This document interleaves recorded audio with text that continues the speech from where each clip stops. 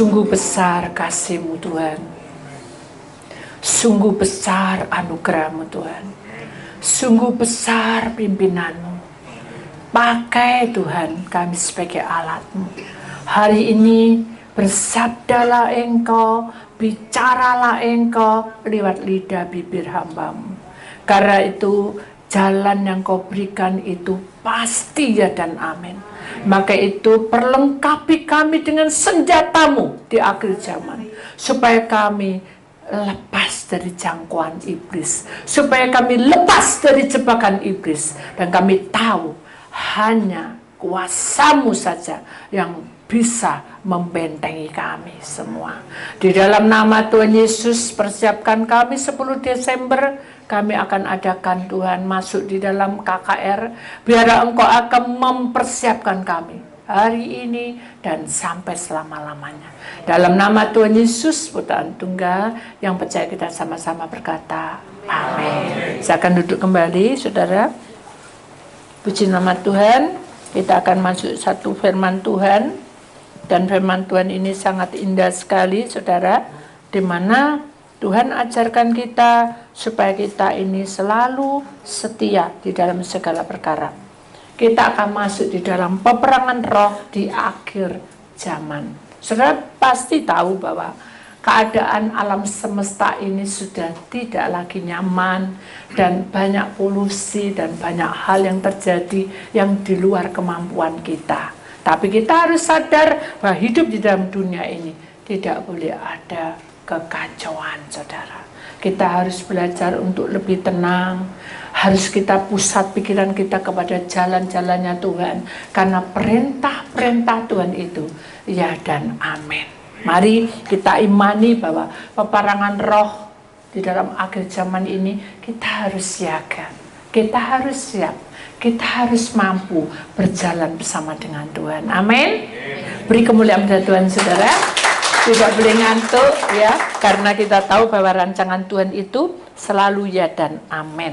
Kita akan masuk di dalam suatu firman Tuhan, di mana firman Tuhan ini ada banyak hal petunjuk-petunjuk yang kita tidak pahami kadang. Karena kadang memakai perumpamaan, kadang juga memakai sesuatu hal yang memberi contoh teladan. Tapi kita harus tahu bahwa rancangan yang Tuhan berikan di dalam hidup kita ini selalu indah. Kita akan masuk segera, saudara, karena di dalam Amsal 21 ayat 1 sampai 31 ini adalah rancangan di mana kita masuk di dalam dunia roh, ya, roh di akhir zaman, ya. Kita akan masuki satu persatu, saudara, supaya saudara paham di sini, ya.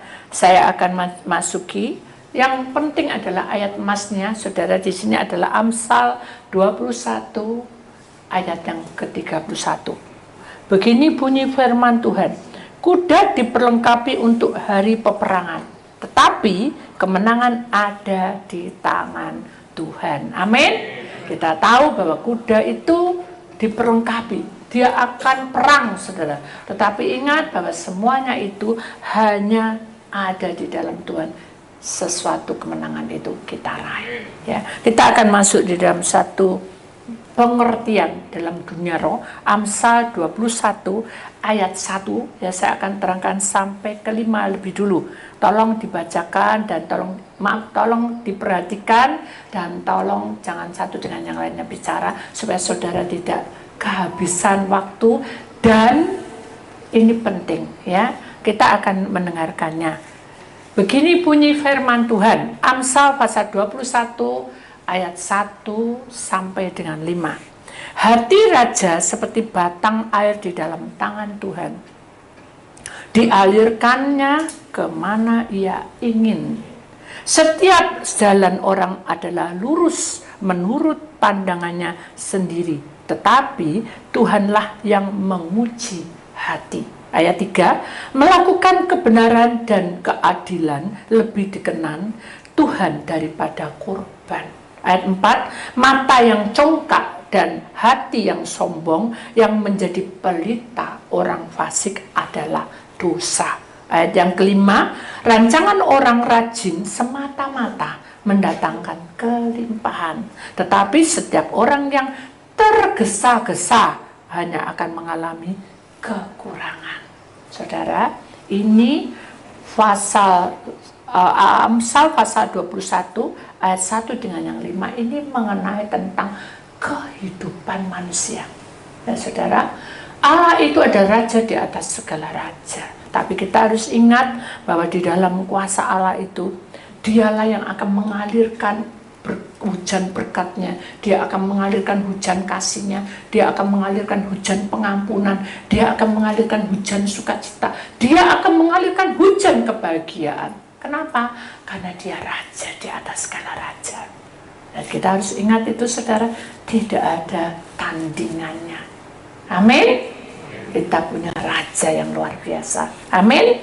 Dan kita tahu bahwa kalau kita jalan, kita lurus saudara, maka kita tidak akan menurut diri sendiri, tetapi kita harus tahu bahwa Tuhan lagi melihat hidup kita. Karena perjalanan manusia itu berliku-liku. Tuhan ingin melihat apakah kamu masih mencintai aku. Itu namanya menguji hati. Tuhan ingin hatimu yang sesungguhnya. Tuhan ingin mengenal hatimu. Maka itu cobaan yang kamu alami, tantangan yang kamu alami, godaan yang kamu alami, beban yang kamu alami, nasib. Orang bilang orang dunia nasib, tapi dalam Tuhan tidak ada nasib. Di dalam Tuhan ada hujan kasih dan hujan berkat, hujan pimpinan. Jadi kalau saudara merasa tidak ada sesuatu yang membuat saudara bahagia, berarti Tuhan izinkan saudara tetap dengan kerelaan. Amin. Sudah siap? Siap? Saya mau saudara harus melakukan dengan tanya jawab. Oke? Siap? Ya. Siap. Kok sedikit ya? Siap? Ya. Ya, berarti apapun yang terjadi paceklik 2,5 tahun ini, saudara harus mempersiapkan diri saudara. Amin. Karena Tuhan itu adalah ajaib. Di sini dikatakan bahwa kamu melakukan itu dengan kebenaran dan keadilan, dengan sesuai firman Tuhan. Itu kasarnya gitu, sir. Lebih berkenan lagi kalau kamu melakukan itu, melakukan kebenaran dan keadilan yang Tuhan sudah tunjukkan kepada kamu, kita lakukan, itu lebih berkenan daripada korban. Tahu maksudnya? Saudara memberi, saudara mengasihi dengan memberi, itu adalah kewajiban. Halo? Adalah kewajiban. Jadi saudara memberi, itu kewajiban. Jadi bukan berarti kalau saudara memberi itu adalah kebenaran dan keadilan. Tidak ada. Kebenaran dan keadilan itu berjalan dengan kehidupanmu itu saat kamu melakukan perintah-perintahnya. Jadi kita harus imani itu. Kemudian mata yang congkak, hati yang sombong itu tidak akan mendapatkan pelita. Jadi pelitanya orang fasik itu adalah dosa. Makin redup dan kacau. Kita tidak boleh ke sana. Amin. Kita sadar bahwa Tuhan punya rancangan yang indah. Orang yang rajin, rancangan orang yang rajin itu akan mendatangkan kelimpahan. Kita kalau rajin kerja, itu akan mendatangkan kelimpahan. Di sini ditulis di situ. Tetapi orang yang tergesa-gesa tidak akan mengalami kelimpahan, dia akan mengalami kekurangan. Apa Bu tergesa-gesa? Mengambil keputusan, ya. Kita ceroboh. Nah, hati-hati saudara. Uang, pengeluaran, pemasukan, saudara harus perhatikan baik-baik. Kenapa? Karena paceklik ini kita tidak bisa mengandalkan siapapun. Halo? Tidak bisa mengandalkan siapapun. Andalkan Tuhan, tapi tidak boleh menuntut Tuhan. Tuhan kan berkuasa, kapopo. Tidak bisa saudara. Karena sudah melanggar. Ingat saudara. Kita tidak boleh melanggar. Amin. Sekalipun kita berpuasa, sekalipun kita melakukan apapun, tidak bisa. Nanti kita akan terangkan apa arti puasa. Ya, besok hari Rabu kita akan lanjutkan tentang bagaimana peperangan roh di akhir zaman. Jadi itu roh kita, tubuh kita itu secara kasat mata kita ada yang kekurangan, ada yang kesepian, ada yang tidak ada berkat, ada yang sakit penyakit. Itu kita harus terima. Asal kita seturut dengan perintah firman Tuhan, kita tetap tekun. Kita perhatikan di sini saudara. Jadi kita perhatikan lagi ayat 6 sampai dengan yang ke-10. Ada pertanyaan 1 sampai 5? Halo? Ada ya. 6 Amsal pasal 21 ayat 6 sampai dengan 10. Memperoleh harta benda dengan lidah dusta adalah kesia-siaan yang lenyap dari orang yang mencari maut. Perhatikan baik-baik, orang fasik diseret oleh penganiayaan mereka karena mereka menolak melakukan keadilan. 8. Berliku-liku jalan si penipu, tetapi orang yang jujur lurus perbuatannya.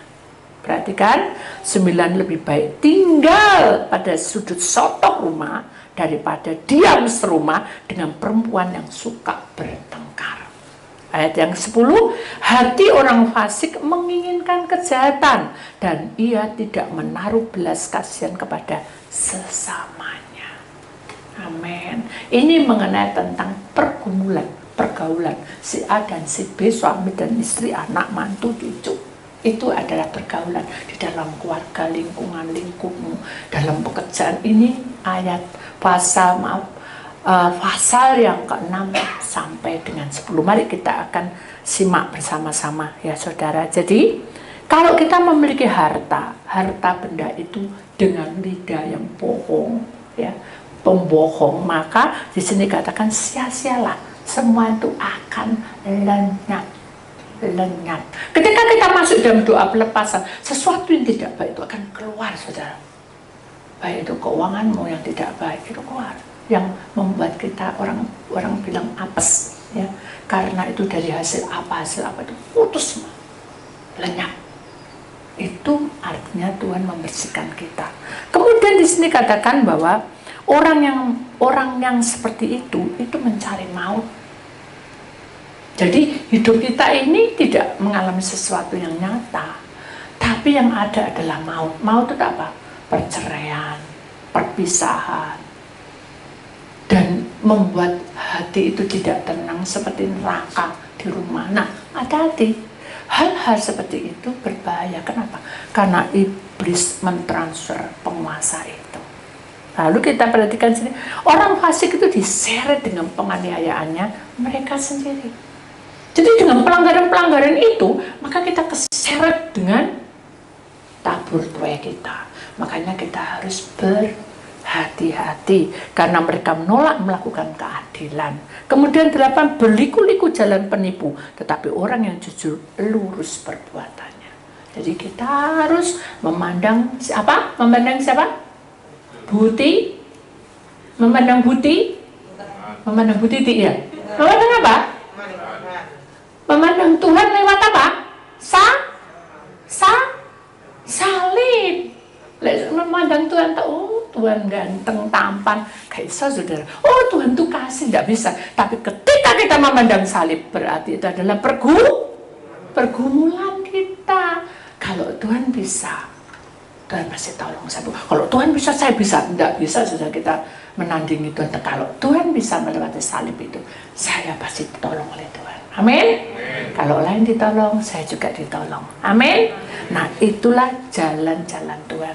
Kemudian saudara dikatakan di sini saudara, lebih baik tinggal pada sudut soto rumah. Wojok dewek saudara, mendiam seorang diri daripada diam serumah dengan perempuan yang suka bertengkar. Itu bukan berarti secara kasat mata. Bukan seperti itu. Kalau semua gitu, wis aku tak ada pojok, bukan saudara. Ini perumpamaan. Sudut sotoh ruang atau rumah itu menandakan tentang ketekunan kita. Orang tekun itu tenang di satu tempat. Orang melukis bisa di keramaian. Halo? Tidak bisa. Dia memandang keindahan itu, dia bisa melukis dengan tenang. Orang berpuisi bisa dengan keramaian? Tidak bisa. Jadi dengan ketenangan. Itu namanya baik tinggal di sudut sotoh rumah. Itu berarti saudara mengambil ketenangan. Ya, bukan wes katanya Budi tidak ngambil ketenangan, aku tak Gunung Lawu. Loh, bukan saudara. Itu topo saudara. Ya, itu maksudnya adalah saudara mengambil sikap yang tenang, apapun yang terjadi tenang, ya. Jalani hidup ini dengan sukacita, melewati hari-harinya dengan pengharapan bersama dengan Tuhan. Apa yang dinamakan daripada diam serumah dengan perempuan yang suka bertengkar? Perempuan itu ada dua dalam dunia roh. Kalau alam mimpi, perempuan itu sudah penyakit. Dengarkan baik-baik. Kalau dalam roh, perempuan itu adalah setan. Ya, saudara bisa baca di Wahyu. Ada perempuan di situ yang memakai ular, ya, kepalanya berapa, nanti kita terangkan ya, habis nanti waktunya. Jadi dengan posisi seperti itu adalah penguasa kegelapan. Jadi kita tidak boleh ke sana. Amin. Jadi kita tidak boleh mengikuti kuar-kuarnya dia. Kita tidak boleh mengikuti suara-suara itu. Kok bisa Bu? Tahu loh ya, tahu aja. Sekarang contoh aja. Ini contoh yang ringan. Di sini tidak ada. Duh, kepalaku pusing, Res. Enak teko apa enggak ya, datang apa enggak, datang apa enggak, datang apa enggak. Boleh? Datang enggak, boleh? Boleh seperti itu? Enggak boleh, itu gambling, Saudara. Sakit, bisa jalan. Minum obat, sembuh pasti jalan. Itu, Saudara. Jadi imani. Wah, aku enggak punya uang, enggak usah ke gereja. Nah, itu enggak boleh juga. Karena apa? Karena hal itu seperti perempuan yang suka bertengkar. Jadi merasa meninah bubukkan diri kita. Terus aku nggak punya uang, nggak perlu ke gereja, nggak boleh. Tuhan nggak cari uang. Tuhan ingin jiwamu duduk diam, rohmu duduk diam, tubuhmu duduk diam, jiwamu mendengarkan, rohmu mendengarkan, tubuhmu melakukannya. Itu yang Tuhan mau. Paham, saudara? Jadi kalau kita masuk di dalam KKR nanti pementerian, saudara harus punya ketegasan sekarang ini. Jangan sia-siakan waktu saudara yang tinggal beberapa hari, berapa kali aja. Kita harus imani bahwa kita tidak boleh ke tempat perempuan yang suka bertengkar. Amin. Kemudian kita lihat hati orang fasik menginginkan kejahatan yang tidak menaruh belas kasihan kepada sebenar. Hati orang fasik itu elek tok pikirannya, saudara. Orang itu jahat. Itu hati orang fasik. Kita nggak boleh ke sana. Kalau kita punya pikiran gitu karena kita disakiti, saudara, kita berkata apa? Ini jalan itu katanya Bu Titi. Loh, ya katanya Bu Titi ya. Kata firman Tuhan, saudara. Amin. Kata firman Tuhan, bukan kata Bu Titi. Wisma, sing sabar. Lek sabar, kue dikasih wakai berkat, itu katanya Bu Titi. Tapi kenyataannya opo lah, itu saudara. Berarti saudara itu tidak percaya dengan Tuhan. Jadi saudara harus berani untuk memuji, memuliakan Tuhan dengan sukacita. Amin. Kemudian kita ada pertanyaan? Jelas? Jelas? Halo? Jelas ya? Kita lihat Amsal, dengarkan Amsal 21 ayat 1 sampai dengan ayat 11 sampai dengan 15. Jikalau si pencemoh dihukum, orang yang tak berpengalaman menjadi bijak, dan jikalau orang bijak diberi pengajaran, ia akan beroleh pengetahuan. Ayat 12, yang maha adil memperhatikan rumah orang fasik dan menjerumuskan orang fasik ke dalam kecelakaan. Ayat 13, siapa menutup telinganya bagi jeritan orang lemah tidak akan menerima jawaban kalau ia sendiri berseru-seru. Ayat 14, pemberian dengan sembunyi-sembunyi memadamkan amarah, dan hadiah yang dirahasiakan meredakan kegeraman yang hebat. Kemudian 15, melakukan keadilan adalah kesukaan bagi orang benar, tetapi menakutkan orang yang berbuat jahat. Nah, ini mengenai tentang umumnya orang luar. Jadi umumnya itu ada di pelayanan, di pekerjaan, itu umum, saudara. Jadi tidak ada sangkut paut dengan hubungan darah. Kalau tadi ada hubungan darah, ini adalah umumnya. Ya, pada umumnya sudah kenal dengan orang baru, kenal dengan orang-orang yang andetolan kita. Nah, ini ayat yang ke berapa tadi? 11 sampai ke 15. Ya, perhatikan baik-baik. Jikalau si pencemoh dihukum, orang tak mengalami menjadi bijak. Dan jikalau orang yang bijak diberi pengajaran, ia akan beroleh pengetahuan. Jadi kalau kita ini ada satu pelajaran, ya, Berarti pelajaran saya ketemu dengan si A. Ternyata si A itu menipu saya. Dengarkan baik-baik. Berarti ini adalah pengertian saya bahwa orang ini tidak bijak. Dan saya lebih bijak. Kenapa? Karena saya memberi dia. Tapi saya domeli istri. Karena uangnya banyak sekali yang dimakan oleh dia. Nah, itu namanya seperti ayat ini. Jadi kita harus sadar bahwa semua pengalaman yang saudara alami itu harus memakai kekuatan dari Allah supaya saudara bisa bertahan itu. Jadi saudara pasti ada manusia di dunia, ada untung dan ada rugi. Tapi saat saudara itu dirugikan orang, seperti ayat ini, saudara harus tahu itu adalah pemahaman pengertianmu. Kita harus belajar untuk memahami semua itu. Amin. Itu satu pelajaran, suatu hikmah. Saudara tidak boleh ngulang lagi. Jangan diulang terus, Pak. Ada kan seperti itu. Jangan menengok ya. Perempuan tahu apa? Nah, itu saudara. Itu teguran. Kalau saudara dikasih tahu, berarti kita sadar. Oh iya, ya aku pernah ditipu. Nah, itu saudara. Nah, ada orang tuh, kita nggak mau tahu. Nasihat orang itu kalau itu baik, kita gunakan. Kalau tidak baik, dibuang kayak sampah. Kutuk, nggak selamat. Nah, itu kutuk, buang. Jangan dieling-eling, diingat-ingat. Kalau diingat-ingat akan menjadi sakit hati. Tahu nggak, Seth? Sakit hati, tidak boleh. Kemudian di sini ayat ini katakan, ayat yang ke-12, yang Maha Adil memperhatikan rumah orang fasik. Dengarkan baik-baik. Allah itu memperhatikan selalu saudara. Dan menjerumuskan orang fasik ke dalam kecelakaan. Kenapa? Karena sudah berulang-ulang. Ya. Yang ada di gini saudara. Ini rumah. Ya. Rumah tanggamu. Anggap aja ini rumah tanggamu. Ada anak, mantu, istri, bosman. Dia punya banyak pelanggaran. Tapi kita doakan seperti Ayub. Berarti di dalam lingkup rumah ini ada penjagaan tidak? Halo? Ada penjagaan? Ada penjagaan. Tapi kalau satu orang ini tadi Ayub tidak mau mendoakan anak-anaknya, kira-kira bisa selamat tidak anak-anaknya? Tidak bisa. Walaupun, dengarkan, anaknya mati semua tuh saudara. Betul tidak? Semua mati. Doanya sia-sia. Kalau orang logika, sia-sia aku doa ternyata mati semua kebakaran. Itu maksudnya seperti itu. Kenapa ya seperti ayat ini? Karena Tuhan itu maha adil. Waktunya kamu sudah tidak nurut, iblis ambil alih. Jadi ingat tuh, kita punya waktu. Waktunya Tuhan itu bukan waktu kita, tapi iblis juga punya waktu. Ketika kita berjanji dengan iblis 1000 tahun mungkin gitu ya, aku mau kasih kamu makanan, tidak dikasih makanan, maut, mati ya, tabrak mati satu-satu. Kenapa? Karena kita janji dengan setan. Demikian juga di dalam rumah tangga itu, kalau tidak ada penjagaan, hancur ya. Nah, Tuhan tidak ingin. Kenapa? Karena itu kecelakaan dalam hidup kita.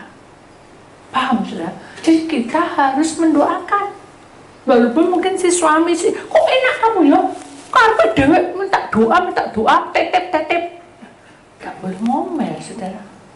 Orang yang gerutu tidak bisa masuk doanya. Iya Pak, tak doa supaya kamu bisa. Ketika saya dengan suami saya itu banyak diem, tapi sama teman bisa ngomong, bisa ngoceh-ngoceh. Saya pun juga takut untuk memberitahu, ayo doa, tidak bisa, ayo puasa, tidak bisa. Saya hanya bergumul di dalam doa. Lama-kelamaan 1 tahun lebih, 1,5 tahun saya. Barulah dia mau, ayo ke gereja. Wah, senang saya. Itu awal mulanya, tidak langsung, ayo puasa. Itu lama-lama Tuhan pegang itu janjinya. Orang yang setia dalam doa tekun didengarkan. Amin. Kemudian kita lanjutkan lagi, habis ya waktunya. Siapa yang menutup telinga bagi jeritan orang lemah tidak akan menerima jawaban kalau ia sendiri berseru-seru. Jadi kalau ada orang lemah, contoh ya, ini contoh aja, di sini tidak ada. Kita belanja, ibu-ibu belanja. Oh iya, halo, gimana kabarnya sayangku? Kadang-kadang orang zaman sekarang kan gitu ya. Wah, repot. Saya ki pandemi ku tambah soro aku ini gak ono ini mas, gitu bahasanya. Sehari gak ada. Wah, aku ya gitu. Apes Nah itu saudara, anak Tuhan bilang kayak gitu. Nah ini saudara, kita mendengar cerita orang lemah, kita tidak tolong, malah kita yang bilang lemah. Ya sudah, berarti tidak ada apa-apanya kita. Percuma, kita jadi anak Tuhan tidak dapat apa-apa, tidak punya pelita yang menyala. Paham saudara? Jadi saudara harus benar-benar tahu, bukan kamu harus ke Bu Didi, kamu nanti tahu semua Bu Didi. Saya bukan peramal. Ya, jadi saudara harus tahu bahwa kalau saudara membawa orang ke jiwa baru untuk bawa ke tempat gereja atau bait Allah, kamu mau enggak cinta Tuhan? Jangan, wah Tuhan, gak perlu hamba Tuhan ini gini saudara. Amin. Hamba Tuhan itu dipakai Tuhan semuanya. Tapi kita harus tahu bahwa kita datang untuk menangkan jiwa. Kenapa orang ini? Oh, dia luka batin, harus ditaruh kepada hamba Tuhan yang memiliki karunia luka batin yang betul-betul dia jamah. Itu saudara. Jadi kita harus tahu. Itu intinya di dalam pasal Amsal pasal 21 ayat 13. Kemudian 14. Pemberian dengan sembunyi-sembunyi memadamkan marah, dan hadiah yang dirahasiakan meredakan kegeraman yang hebat. Gini saudara, kita itu seringkali memberi, ya, tapi belak-belakan. Wah aku pasti nyumbang kok. Nah, wah aku pasti gini. Nah, tidak perlu. Kenapa? Mata Tuhan itu melihat kita. Amin. Kita tidak perlu orang lain tahu. Mata Tuhan yang tahu. Amin. Wah aku kayak gini sih kurang toh. Itu bahaya saudara. Kita akan kekurangan sendiri. Kenapa? Karena transfer dari perkataan kita. Jadi tolong hati-hati ya. Kemudian kita lihat 15, melakukan keadilan adalah kesukaan bagi orang benar, tetapi menakutkan orang yang berbuat jahat. Jadi kalau kita melakukan keadilan, kita ada sukacita. Tapi kalau orang bersalah, takut saudara. Itu sudah pada umumnya seperti itu. Kemudian ada pertanyaan? Tidak ada ya. Kita lanjut 16 sampai ke 20. Orang yang menyimpang dari jalan akal budi, otak, pikiran akan berhenti di tempat arwah-arwah berkumpul. Perhatikan. 17. Orang yang suka bersenang-senang akan berkekurangan. Orang yang gemar kepada minyak dan anggur tidak akan menjadi kaya. Kemudian 18, orang fasik dipakai sebagai tebusan bagi orang benar dan pengkhianat sebagai ganti orang jujur. 19, lebih baik tinggal di padang gurun daripada tinggal dengan perempuan yang suka bertengkar dan pemarah. Kemudian 20, harta yang indah dan minyak ada di kediaman orang bijak, tetapi orang yang bebal memboroskannya. Amin. Ini mengenai tentang karunia, ya. Karunia, ya. Karunia itu macam-macam, saudara. Kita semua ini mendapat karunia. Suatu saat kita akan masuk dalam pelepasan karunia, saudara ya. Kamu karunia doa, kamu gitu ya, saudara. Tapi belum, kita masuk ini dulu, ya. Melakukan keadilan adalah kesukaan bagi orang benar, tetapi menakutkan orang bagi orang yang jahat. Sudah ya tadi ya. Orang yang menyimpang dari jalan akal budi. Jadi gini. Kita ini punya akal, ya, punya pikiran, ya. Kemudian pikiran kita ini kadang-kala berubah. Tadi awalnya benar. Contoh ya ini ya. Aku masak, nasinya basi. Waduh, padahal nasi ini nasi kuning, enak, pol, wis. Gak ono bumbunya, wis enak. Tapi di dalam kehidupan kita ini, kita seringkali menyimpang. Wes gak apa-apa lah, mambu didik dimakan. Akhirnya kan sakit semua, saudara. Tahu maksudnya? Itu mengenai makanan. Demikian juga uang. Uang ini cuma 100.000.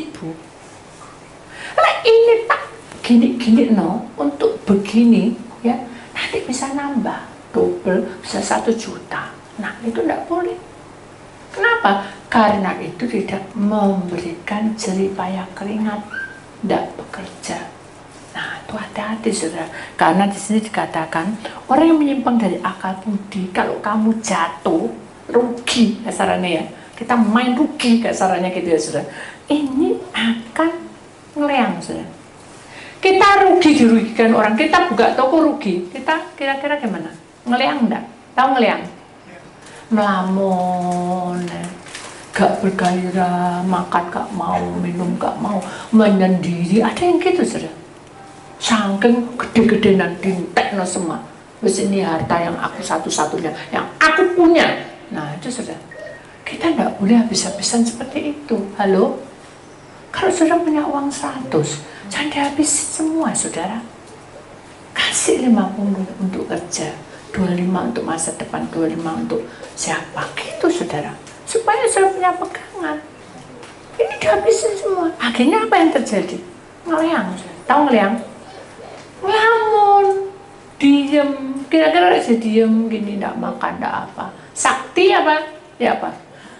Poso loh ini, nggak makan loh, nggak makan loh. Sakti ya.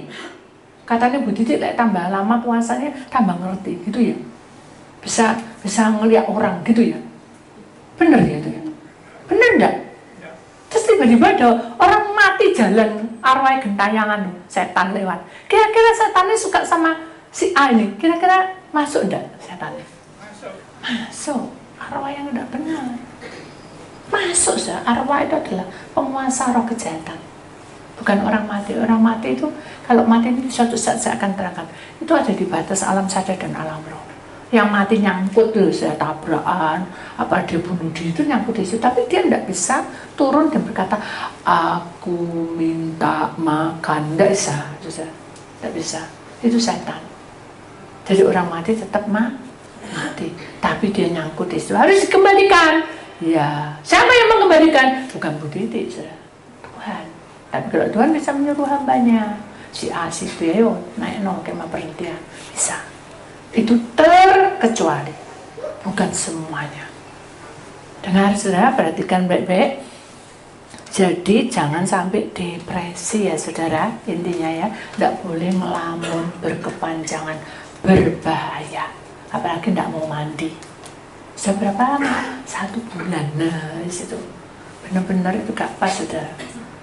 1 hari aja, terus gak karu-karuan. Apalagi itu 1 bulan. Hati-hati, itu berbahaya. Kemudian, orang yang suka bersenang-senang akan kekurangan. Orang yang gemar kepada minyak dan anggur tidak akan menjadi kaya. Jadi orang yang suka senang hura-hura dan minum anggur, disini katakan minum anggur itu pemabuk, saudara. Dan minyak itu adalah apa ya, mulutnya manis. Aku gini merayu. Nah itu bahaya. Ya, kadang-kadang kalau maaf saudara, di sini tidak ada. Ciami, padahal ini jatuh, saudara. Padahal ini dalamnya kok nggak baik, jelek rasanya. Tidak boleh bilang gitu ya. Itu berarti kan saudara itu seneng karpe dewek tapi mengorbankan orang lain. Itu juga tidak boleh. Ya saudara. Harus perhatikan baik-baik. Kemudian saudara 18, orang fasik dipakai sebagai tebusan bagi orang benar dan pengkhianat sebagai ganti orang jujur. Jadi orang fasik itu kalau kamu bertobat, jadi orang itu kan banyak dosa, bertobat. Maria Magdalena penuh dengan banyak dosa, dia bertobat. Di situ dia mengalami tebusan hingga dia hidup baru. Nah seperti itu. Jadi selama pintu pertobatan terbuka, maka nama Tuhan masih memberikan pertobatan pada kita. Di sini dikatakan tebusan itu sudah aku berikan kepada kalian. Jadi saudara tidak perlu takut. Aku tidak layak. Ayo mimpin pujian. Aku tidak layak, banyak dosa. Dosa apa wis pokoknya aku gak mau ngomong. Lah itu cuma saudara ditentukan untuk menjadi pelayan Tuhan, tapi saudara menolak. Berarti itu urusan saudara dengan Tuhan. Ada gerakan ditutup dewe, enggak, aku gak pintar ngomong, enggak, enggak boleh saudara. Kenapa? Karena di sini katakan bahwa orang fasik itu sudah ditebus. Kita ini bukan orang fasik, kita itu anak Tuhan. Amin. Kalau anak Tuhan berarti hidup kita ini pasti dipegang oleh Tuhan. Dan Tuhan berjanji bahwa kita akan menjadi orang yang jujur di hadapan Tuhan. Amin. Di sini katakan orang pengkhianat itu akan diganti dengan orang jujur. Orang mengkhianat itu guys, lumuman saja. Mengkhianat itu. Tuhan ampuni. Mari kita ambil bagian itu menjadi bagian yang betul-betul nyata di pemandangan Allah. Kemudian yang 19, Lebih baik tinggal di padang gurun daripada tinggal dengan perempuan yang suka bertengkar dan pemarah. Ini perumpamaan. Padang gurun itu memberikan perumpamaan tentang dunia ini. Ya, padang gurun. Jadi semuanya itu fana. Ya. Saya tahu padang gurun kan tidak ada apa-apa. Nah, dunia itu sebenarnya tidak ada apa-apanya. Tapi Allah yang mencukupkan kita, kasih pohon, kasih gunung, jadi indah semua. Tapi kita kadangkala kita selalu bertengkar. Ini bertengkar, pemarah itu adalah karena saudara tidak puas dengan kondisi sekarang saudara alami. Nah, hati-hati. Karena hal itu sangat berbahaya. Ya, kita imani bahwa kita tidak boleh ke sana. Kemudian, harta yang indah dan minyak ada di kediaman orang bijak. Kalau kita ini walaupun tidak punya uang, saudara, tapi kita memiliki harta dari surga. Loh Bu, aku gak suka coba. Loh, gak dapat apa-apa, saudara. Saudara butuh perkembangan hidup, betul enggak? Dari bayi sampai besar anak kita, siapa sih ngasih hidup? Kalau enggak kita orang tua. Benar enggak? Demikian juga rumah tangga kita. Kita sebagai apa? Orang tua. Sebagai apa? Imam, ya harus bertanggung jawab. Istri, anak. Istri, ya bertanggung jawab dengan suami, dengan juga anak-anak. Itu sudah jalurnya, kita harus tahu bahwa itu kewajiban.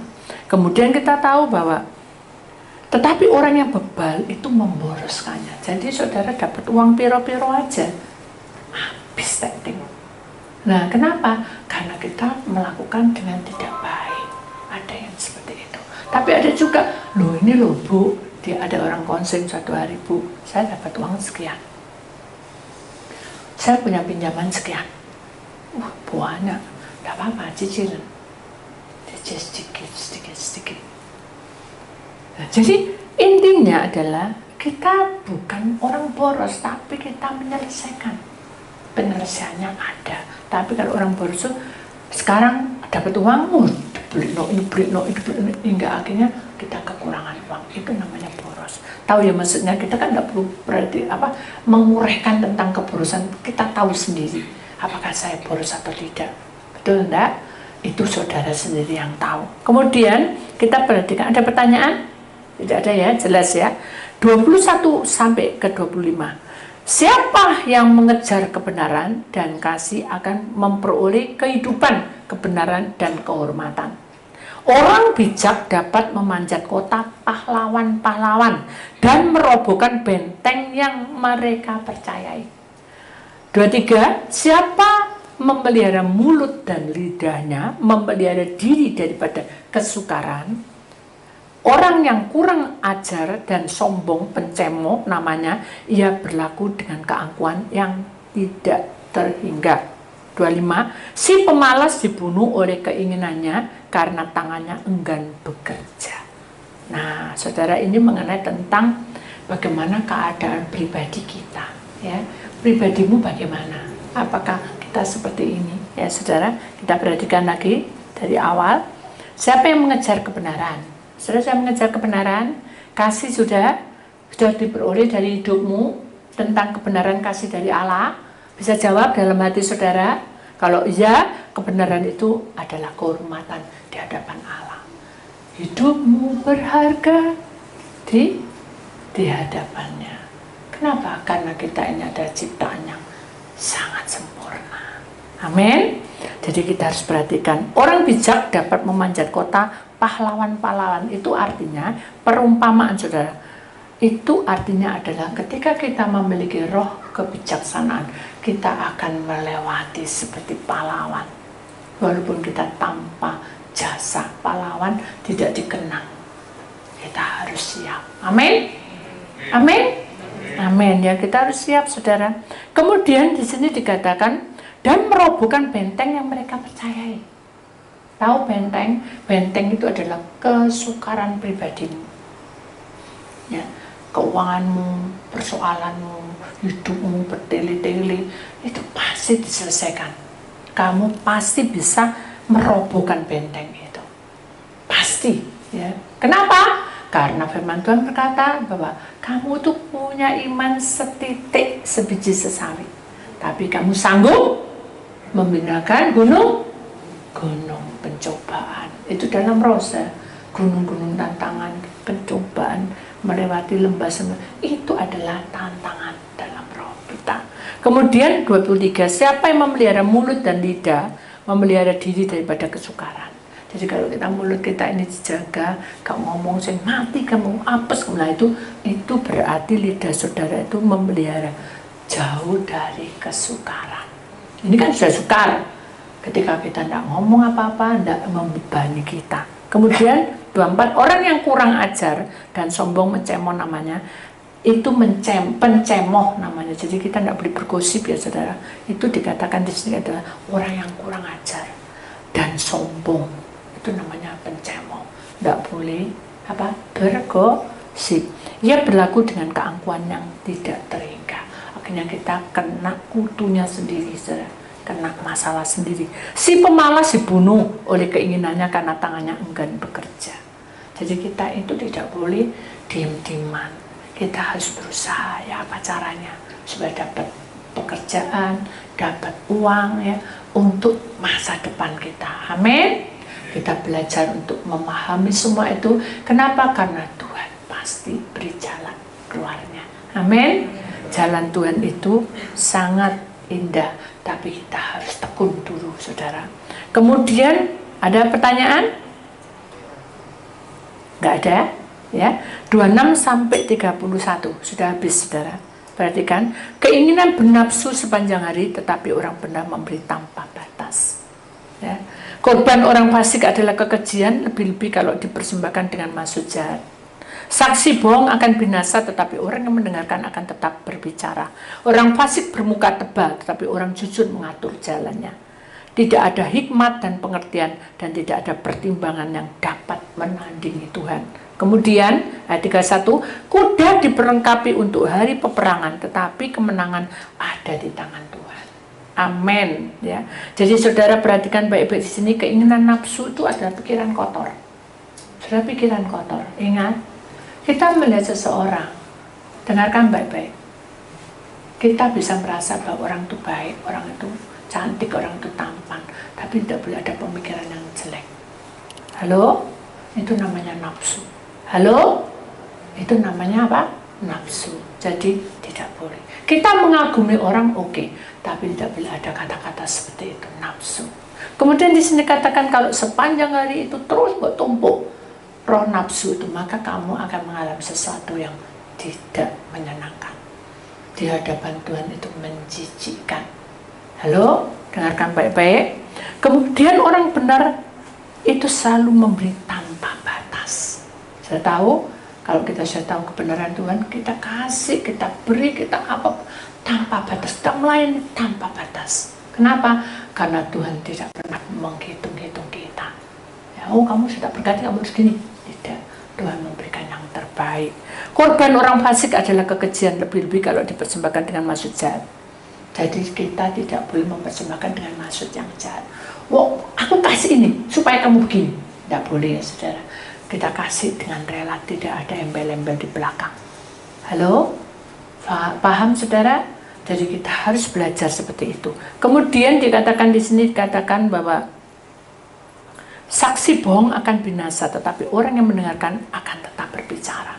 Jadi kalau kita itu mendengarkan seperti ini bukan kesaksian yang bohong, saudara. Ini hidup.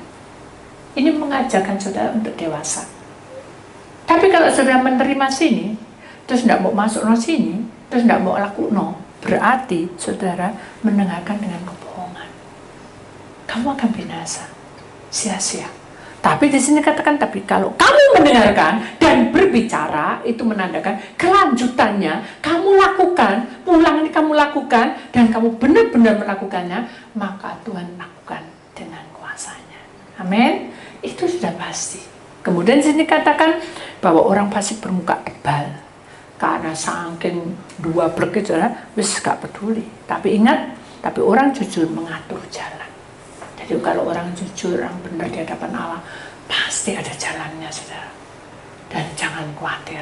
Kemudian dikatakan tidak ada hikmat dan pengertian, dan tidak ada pertimbangan yang dapat ditandingi oleh Tuhan.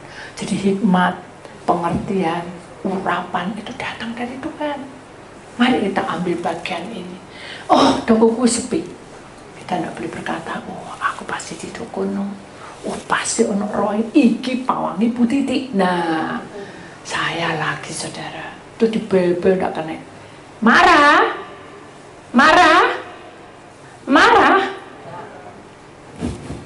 Sungguh ya saudara. Soalnya banyak hal yang terjadi ya. Kadang kita prosesnya tidak sama. Tapi kita harus ingat bahwa hikmat pengertian kita lebih rela, lebih mengerti. Itu Tuhan tahu bahwa Tuhan beri tidak ada tandingannya. Dunia tidak bisa kasih itu saudara. Demikian juga kuda yang diperlengkapi untuk hari peperangan itu sudah tiba sekarang ini, kita siapkan. Kuda sudah ada di pemandangan kita. Mengapa? Kita lihat gambar dulu. Amsal 21 ayat 31 ada itu langit, itu aura saudara. Kalau di dalam dunia roh saudara, kita bisa melihat ini, itu ada peperangan antara malaikat dengan setan ya. Saya pernah mendapat penglihatan tapi tidak kayak gini saudara, seperti itu. Jadi peperangan petir, terus kabut campur jadi satu. Itu peperangan malaikat dengan setan ya. Kemudian kita tahu bahwa mengapa Tuhan bilang kuda diperlengkapi itu kenapa? Karena kita ini peperangan saudara. Kita harus punya senjata dari Allah. Kuda itu ada senjata dari Allah. Firman-Nya, pujiannya, pengurapannya, pementeriannya, itu adalah salah satunya perlengkapan. Tapi kalau tidak bersama dengan Tuhan, cuma hanya wes aku sudah lakukan, sudah selesai pelepasan, sudah selesai, tapi kita tidak berubah, ya Tuhan tidak bisa memberikan kamu kemenangan. Kenapa? Karena cobaan itu datang silih berganti ya. Hati-hati saudara. Kemudian kita perhatikan dari awal saudara, kita tahu peperangan roh itu ada jamnya. Coba kita ulang yang pertama dulu gambarnya. Peperangan roh akhir zaman itu ada gambarnya saudara, seperti jam detaknya, seperti jantung kita. Sudah tahu jantung kita kan berdetak tuh. Nah itu ada waktunya akan meledak. Dan ledakan itu bukan dari kita, bukan dari alam, tapi penguasa-penguasa roh itu. Dan saatnya tiba harus terjadi, itu akan terjadi. Allah yang menentukan. Kemudian pesan Tuhan apa? Di dalam satu gambar di sini, dunia yang lagi penuh dengan bara api ya. Yang terakhir, kata-kata perintah Tuhan dirancang untuk membimbing kita menuju kehidupan yang terbaik. Kita tidak akan mentaatinya jika kita tidak percaya kepadanya. Ingat, kalau saudara percaya, berarti saudara harus taat. Amin. Kemudian di sini dikatakan juga, saudara, kita tidak dapat mempercayai Dia jika kita tidak mengasihi Dia. Jadi selain kita taat, kita percaya, kita harus mengasihi Dia. Kenapa di sini katakan kita tidak dapat mengasihinya kecuali kita mengenalnya. Jadi itu satu simbol, satu jalan di mana kasih Allah itu tidak terbatas, saudara. Tapi ketika kita sujud menyembah Dia, maka segala sesuatu itu menjadi nyata di pemandangannya. Kenapa? Karena Tuhan itu di atas segala-galanya. Dia itu memperlengkapi kita. Kenapa? Karena kita tahu bahwa hidup kita ini diciptakan dengan kemuliaannya. Amin. Hidup kita ini diciptakan dengan suatu kehidupan yang berharga di hadapan Allah. Ya, satu nyanyian yang saya suka, pujian dan syukurku bahwa padamu. Firman Tuhan sampai di sini, saudara. Dan kita tahu bahwa Allah itu kasih adanya.